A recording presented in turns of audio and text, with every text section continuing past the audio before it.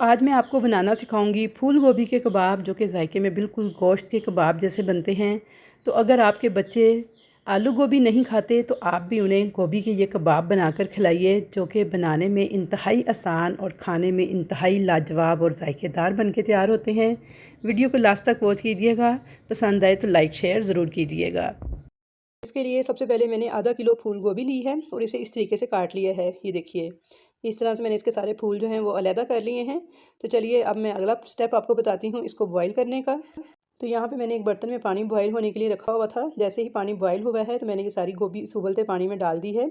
अब जैसे ही गोभी डालने के बाद बॉईल आएगा तो आपने सिर्फ 3 से 4 मिनट तक इसे बॉईल करना है, ताकि इसकी एक ख़ास स्मेल होती है गोभी की वो ख़त्म हो जाए। तो आपने गोभी को गलाना नहीं है, वरना कबाब जो हैं वो सारे ख़राब होंगे। तो यहाँ पे गोभी को उबलते हुए 4 मिनट हो गए हैं। तो अब मैं इसको एक प्लेट में निकाल लूँगी। ओवर कुक आपने हरगिज़ नहीं करना, यानी गोभी को गलाना बिल्कुल भी नहीं है। तो यहाँ पे देखिए, मैंने उबलते पानी में से गोभी को निकाल लिया है एक प्लेट में। इसको थोड़ा ठंडा होने देंगे। जैसे ही गोभी ठंडी हो जाएगी तो अब हमने इसको इस तरह से चॉप करना है, बिल्कुल बारीक बारीक से छुरी की मदद से आपने चॉप कर लेना है। तो यहाँ पे देखिए, सारी गोभी जो सी है मैंने इस तरीके से चॉप कर ली है। पिछले इसके जो डंडल है वो अलग कर देंगे। अब इसको एक बाउल में डाल देंगे और साथ ही मैंने 2 मीडियम साइज़ के आलू लिए थे, जिनको मैंने बॉईल किया हुआ था और इनको मैंने देखें इस तरह से ग्रेट किया है। आप इनको बहुत ज़्यादा आपने नहीं मैश करना, बल्कि आप इसे ग्रेट कर लें, या फिर अगर हाथों से मैश करें तो थोड़े मोटे मोटे रहने दीजिएगा, बिल्कुल पेस्ट नहीं बनाना इनका। तो इन 2 आलूओं को भी मैंने इस गोभी के अंदर डाल दिया है। अब अच्छे से मिक्स कर लेंगे इनको। अब इसमें बाकी चीज़ें शामिल करेंगे। तो एक मीडियम साइज़ का प्याज बिल्कुल बारीक चॉप करके मैंने लिया है, इसको इसमें ऐड कर देंगे। 2 हरी मिर्चें बारीक काट के इनको भी डाल देंगे और साथ ही 1 प्याली हरा धनिया बारीक कटा हुआ इसमें ऐड कर देंगे। हरे धनिया का बहुत ही अच्छा फ्लेवर आता है इन कबाबों में, तो इसलिए 1 प्याली ऐड कर दीजिएगा।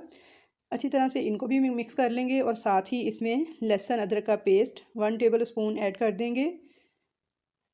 पानी के बगैर वाला पेस्ट आपने ऐड करना है, पानी वाला पेस्ट ऐड नहीं करना। अनारदाना 2 टेबल स्पून भर के मैंने डाला है, बहुत ही मज़े का लगता है, इसलिए ये भी ज़रूर ऐड कीजिएगा। साथ ही इसमें डालेंगे स्पाइसेस, जिनमें कुटी हुई लाल मिर्च डाली है मैंने 1 टीस्पून। नमक आप हस्बे जायका ऐड कर लीजिएगा, तकरीबन मैंने 1 टीस्पून डाला है। धनिया पाउडर 1 टीस्पून, ज़ीरा पाउडर 1 टीस्पून और काली मिर्च का पाउडर डालेंगे 1/2 टीस्पून।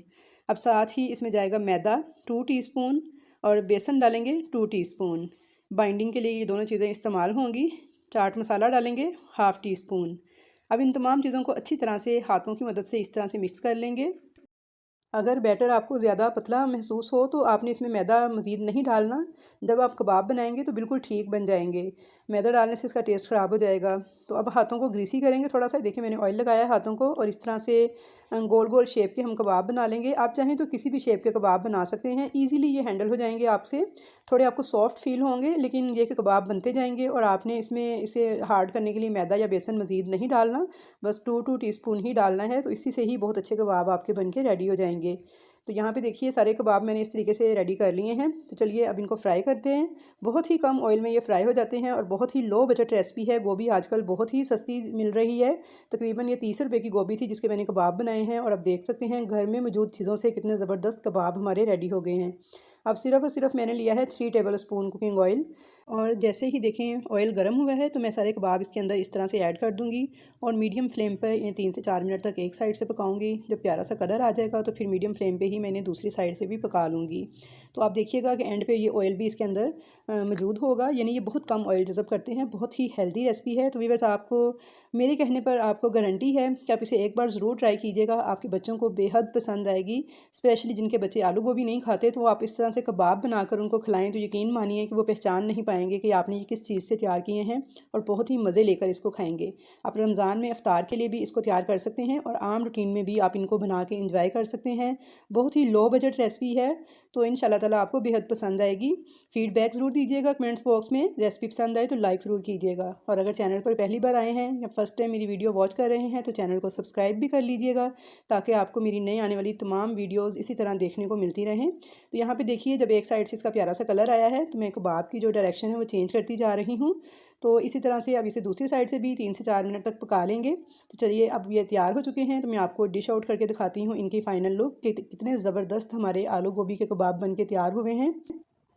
تو یہاں پہ سارے کباب میں نے نکال لیے ہیں اور اب دیکھ سکتے ہیں کہ آئل اس میں بچا ہوا ہے. اسی آئل میں میں باقی کباب بھی فرائی کر لوں گی. تو چلیے اب اس کے فائنل لک دیکھ لیجئے. تو دیکھیے ماشاءاللہ سے کتنے خوبصورت کلر ان کا آیا ہے اور دکھنے میں ہی اتنے خوبصورت لگ رہے ہیں. کھانے میں یقیناً بہت ٹیسٹی بن کے تیار ہوئے ہیں. آپ ریسپی کو ایک بار ٹرائی ضرور کیجئے گا.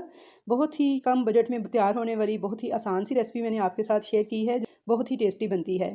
تو آئی ہوپ ویورز کہ آپ کو میری آج کی یہ ریسپی بہت زیادہ پسند آئے گی. ریسپی پسند آئے تو اسے لائک اور شیئر کیجئے گا. چینل پر نئے ہیں تو سبسکرائب ضرور کیجئے گا تاکہ آپ کو میری نئی آنے والی ویڈیوز اسی طرح دیکھنے کو ملتی رہیں. تو انشاءاللہ تعالی ملاقات ہوگی آپ سے ایک نئی ریسپی کے ساتھ، ایک نئی ویڈیو کے ساتھ. تب تک کے لیے مجھے دیجیے اجازت. اللہ حافظ.